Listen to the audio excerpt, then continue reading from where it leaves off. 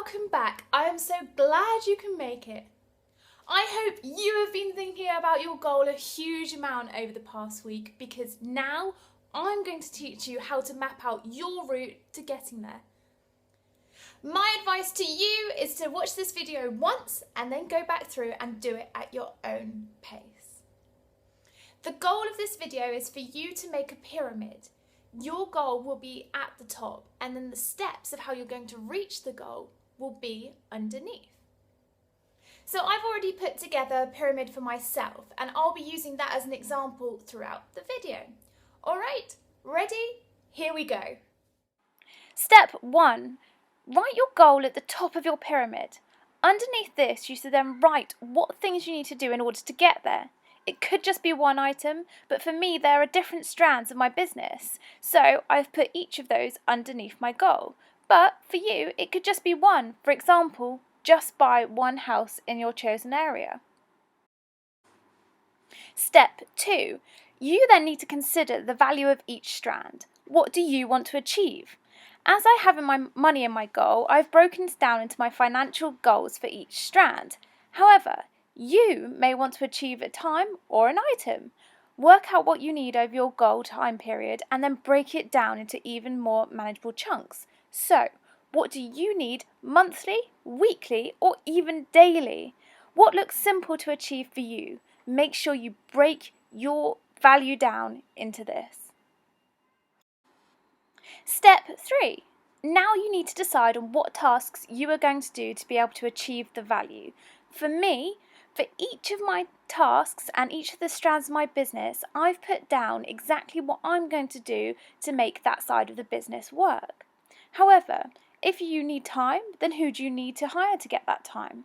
If you want to buy a property, what do you need to do to be able to buy that property? Do you need to find financing, get a mortgage? The ball is in your court of what you need to do, but you need to specify it so you know what you're working towards. Step 4. The next level of your pyramid should set out what you're going to do each month to achieve your task. Be specific and make sure it's something you definitely know that you can do. Step 5. You then need to break down step 4 even further. What can you be doing on a weekly basis? And if you need even more motivation, what can you be doing on a daily basis?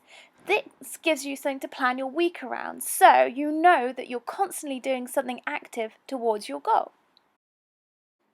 Right, now it's time to put all of your layers together, a bit like the one that I've done. Here you can clearly see what I'm going to be doing on a weekly and monthly basis to make sure that in 12 months' time, I reach my goal. For you, your goal will be different, and the steps to reach that goal will be individual to you too. But in doing this, when you ask the question, how do I get started in property? Look what you've made. That's how you're going to get started in property. Get excited, because now you have a fully actionable plan. Take all the time you need to get your pyramid sorted. It probably won't happen on your first attempt, but keep working at it, and pretty soon you will have made something that you can work from. Brilliant! So now you know what you're working towards because you have a goal, you know how you're going to be reaching that goal, and in part 3, next Monday, I'm going to be teaching you how to get started.